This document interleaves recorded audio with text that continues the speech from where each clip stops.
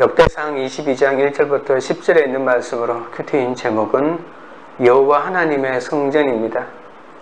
여호와의 천사는 선견자 갓을 통해 다윗에게 올라가서 여부수 사람 오르난의 타작마당에서 여호와를 위하여 제단을 쌓으라고 합니다. 다윗은 그 말씀대로 그곳에 즉시 올라갑니다. 타작마당의 주인인 오르난은 여부수 사람으로 이방인이었습니다. 하지만 그는 타작마당을 사려는 다윗에게 타작마당뿐만 아니라 번제와 화목제를 드리는 데 필요한 모든 것을 바치겠다고 자원합니다. 그러나 다윗은 오르난의 헌물을 취하여 제사 드릴 수도 있었습니다. 그렇지만 내가 여호와께 드리려고 내 물건을 빼앗지 않겠다고 하며 충분한 값을 주고 그 터를 삽니다. 이 세상 모든 물건에는 반드시 치러야 할 값이 있습니다. 그것이 영적인 것이라면 우리는 구원과 생명을 위한 값을 치러야 합니다. 다윗은 언약궤를 다윗성으로 옮겨 놓았습니다. 아브라함이 이삭을 바친 장소였던 오르난의 타작마당은 훗날 솔로몬이 성전을 지을 장소가 됩니다. 명성과 영광이 있는 성전 건축 준비를 위해 다윗은 사람을 모으고 돌을 다듬고 많은 재료를 준비합니다. 그런 다음 자신의 아들 솔로몬에게 하나님 여호와의 이름을 위해 성전을 건축할 것을 당부하는 내용이 오늘 본문입니다. 첫째로 장래의 성전 자리입니다. 1절입니다. 다윗이 이르되 이는 여호와 하나님의 성전이요 이는 이스라엘의 번제단이라 하였더라.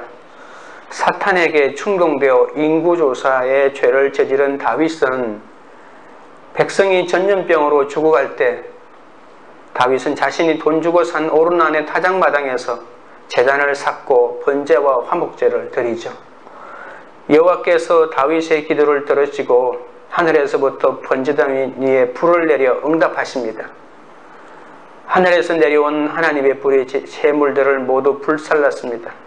비로소 하나님은 이스라엘에 내리신 재앙을 멈추기 시작하셨습니다. 훗날 엘리야가 갈멜산 위에서 바알 선지자들과 대결할 때도 같은 현상이 일어났지 않습니까? 다윗은 하나님이 오르난 마당에서 타작마당에서 응답하신 것을 보고 그 이후에도 그곳에서 계속 제사를 드렸습니다. 당시 성막과 번제단이 기브온 산당에 있었지만 다윗은 하나님이 무서워서 그곳을 방문하지 않았습니다. 다윗 시대에는 머지않아 이제 이곳으로 성전으로 나중에 옮겨올 때까지 기브온 산당에 있었던 것을 알 수 있죠. 솔로몬도 1000번제를 드릴 때 바로 이 기브온 산당에서 드렸다는 것을 우리가 알고 있지 않습니까? 다윗은 오르난의 타작마당에서 하나님의 진노가 멈췄을 뿐만이 아니라 그곳에서 제단을 쌓고 제물을 드렸을 때 하나님이 기도를 들으시고 하늘에서 불이 내리셔서 제물을 태우신 것을 주목하여 마음속에 새깁니다. 이처럼 하나님의 역사가 특별히 나타난 곳이 이전에는 없었습니다. 이곳처럼 하나님이 매우 특별한 방법으로 죄인을 만나주신 곳이 없는 것이죠. 그래서 오르난 타작마당에서 하나님께 제단을 쌓고 번제와 화목제를 드린 다윗은 바로 이곳이 여호와 하나님의 성전이요 이스라엘의 번제단이라고 선포합니다. 이는 앞으로 이곳이 예루살렘 성전의 자리가 될 것과 성전의 번제단이 있는 특별한 장소가 될 거라는 말입니다. 또한 이곳은 아브라함이 이삭을 제물로 드리려 했던 모리아산이기도 합니다. 이곳이야말로 성전 장소로는 가장 적합한 곳입니다. 창세기 28장 17절에 여호와 하나님의 성전을 야곱이 꿈에서 하늘에 닿는 사닥다리를 보고 하나님의 음성을 듣고 난 다음에 이것은 하나님의 집이라고 하는 그 본문 내용과 거의 비슷합니다. 야곱처럼 다윗도 하나님을 직접 대면한 다음에 두려움과 감격에 차 믿음의 고백을 하는 것이죠. 이렇게 각자 예배의 자리에서 직접 하나님을 만나고 경험하는 인생이야말로 가장 축복받은 인생입니다.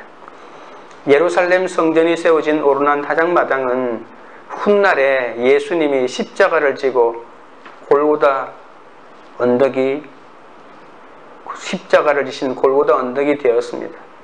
나의 영적인 교만을 회개하고 내 죄를 불태우는 헌신과 구원을 이루고자 십자가를 질 때 내면의 성전이 비로소 건축됩니다. 인생의 슬픔과 고통, 죽음이 있는 그곳에 말씀이 임하면 참된 왕이신 하나님을 경외하고 순종하며 성전을 건축하는 땅으로 변화되는 것을 알 수 있습니다. 적용 질문 드립니다. 나의 교만과 우울감을 회개하며 번제와 화목제를 드릴 때 내면의 성전이 세워지는 것을 믿습니까? 둘째로 성전 건축 준비입니다. 2절부터 4절입니다. 다윗이 명령하여 이스라엘 땅에 거류하며 하는 이방 사람을 모으고 석수를 지켜 하나님의 성전을 건축할 돌을 다듬게 하고 다윗이 또 문짝목과 그물못에 쓸 철을 많이 준비하고 또 무게를 달 수 없을 만큼 심이 많은 놋을 준비하고 또 백향목을 무수히 준비하였으니 이는 시돈 사람과 두로 사람이 백향목을 다윗에게로 많이 수운하여 왔습니다. 다윗은 성전 건축을 준비하고자 이스라엘 땅에 거류하는 이방인을 모으고 건축에 필요한 자재를 준비합니다. 이스라엘 땅에 있는 이방 사람을 일꾼으로 확보하는 것이죠. 석공들에게는 성전 건축에 필요한 돌들을 다듬게 했습니다. 기능공과 일반 도우미들을 함께 준비해 두는 거죠. 아마도 상당수의 이방인이 석공들의 지시에 따라 일을 감당했을 것입니다. 그리고 성전 건축에 필요한 자재 또한 충분히 준비합니다. 다윗은 다듬은 돌들뿐만 아니라 철과 놋과 백향목도 준비합니다. 이때 그가 자재들을 얼마나 많이 준비했는지 역대기 제자는 그 무게를 달 수 없고 무수히 준비했다고 거듭거듭 강조합니다. 5절입니다. 다윗이 이르되 내 아들 솔로몬은 어리고 미숙하고 여호와를 위하여 건축할 성전은 극히 웅장하여 만국의 명성과 영광이 있게 하여야 할지라. 그러므로 내가 이제 그것을 위하여 준비하리라 하고 다윗이 죽기 전에 많이 준비하였더라.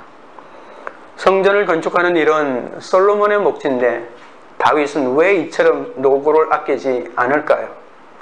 다윗은 하나님의 성전을 견고하고 웅장하고 또 화려하게 지어서 그 명성을 온 천하에 알려야 하는데 그 일을 맡은 솔로몬은 아직 어리고 경험이 부족하기 때문에 자신이 준비한다고 직접 말합니다. 노년기의 다윗은 환경을 핑계로 또 나이를 핑계로 이 일을 솔로몬에게 미루고 쉴 수도 있었지만 다윗이 받은 은혜와 사명에 따라 온 마음을 다하여 준비하는 것을 볼 수 있습니다. 나의 후손에 대해 보게 될 하나님의 영광이라도 구원을 위한 일이라면 아낌없이 수고해야 하는 것이 하나님의 일입니다.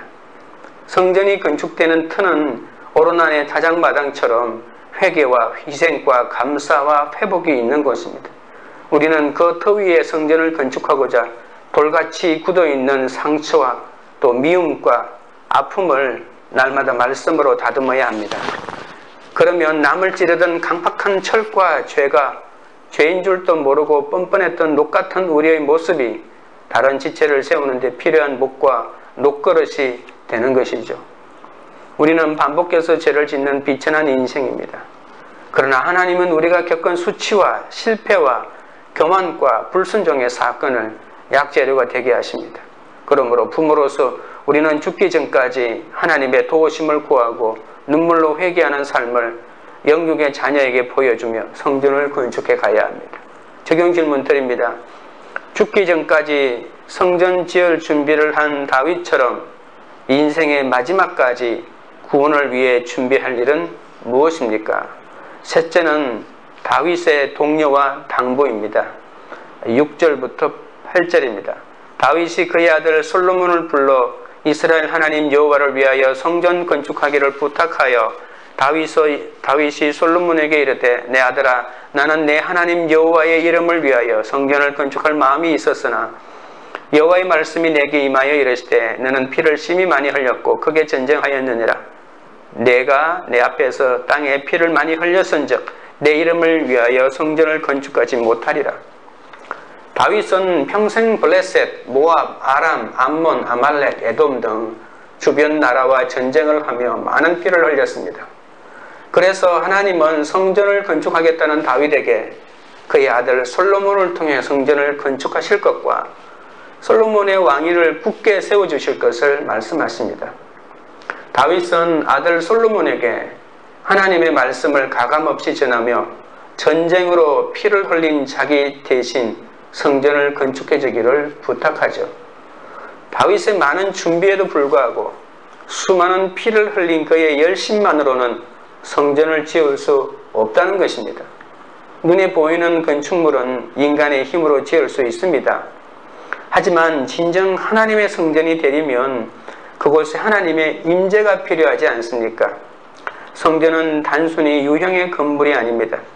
예수 그리스도께서 우리 죄를 위해 죽으시고 부활하여 다시 오실 것을 믿음으로 고백하는 한 사람 한 사람이 모여 성전의 벽돌이 되고 기둥이 됩니다. 하나님이 다윗이 성전을 건축하는 것을 막으신 이유를 사무엘서에서는 밝히지 않습니다.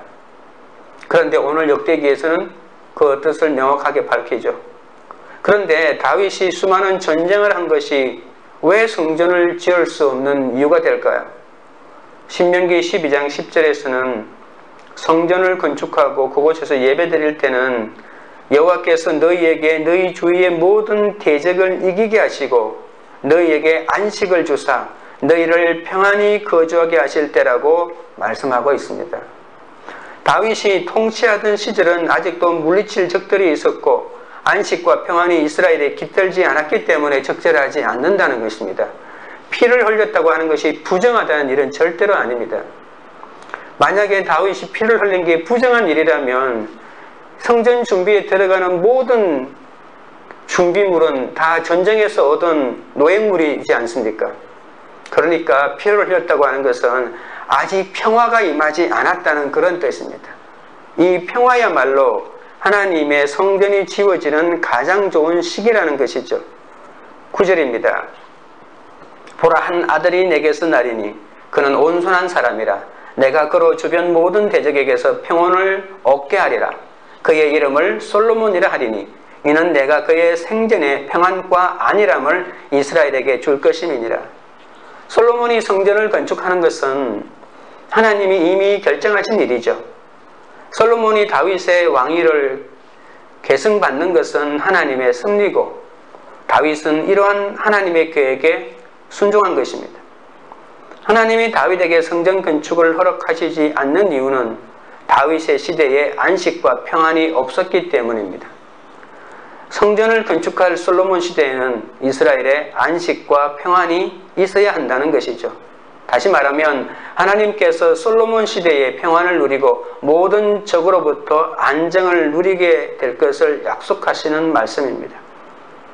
하나님은 솔로몬의 이름도 지어주셨는데 솔로몬이라고 하는 이름 자체가 평화라고 하는 샬롬이라고 하는 의미가 그 속에 들어있지 않습니까? 10절입니다. 내가 내 이름을 위하여 성전을 건축할지라. 그는 내 아들이 되고 나는 그의 아버지가 되어 그 나라 왕위를 이스라엘 위에 굳게 세워 영원까지 이르게 하리라 하셨나니. 죄 많은 다윗과 밧세바가 낳은 솔로몬을 통해 예수님이 참 평화의 모퉁이 돌이 되어 이 성전을 세워주신다고 합니다. 성도는 자기 인생에 허락하신 하나님의 성전을 건축하며 그분의 뜻을 깨닫고 전해야 합니다. 하나님이 솔로몬의 평생 이스라엘에 평화와 안정을 줄 것을 약속하는 의미에서 주신 이름이 바로 솔로몬이라고 하는데, 솔로몬은 하나님과 매우 특별한 관계인 아버지와 아들의 관계를 누리게 된다고 합니다.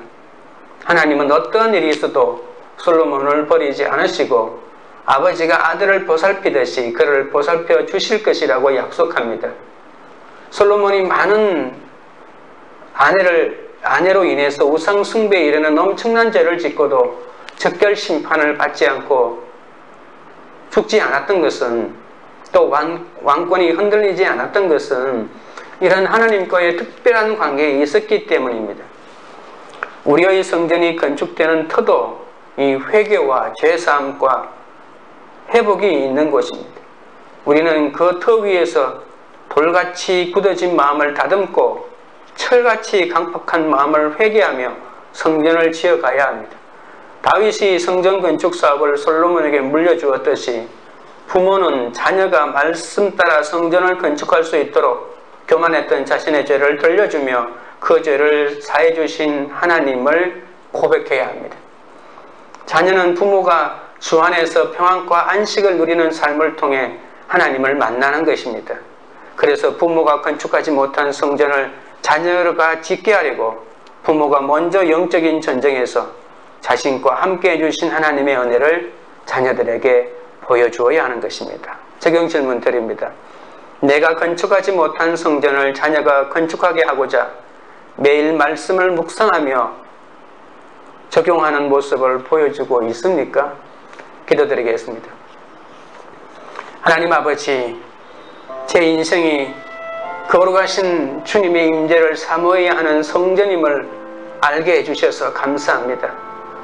나의 교만과 우울감을 회개하며 번제와 화목제를 드릴 때 내면의 성전이 세워지는 것을 믿게 하여 주옵소서.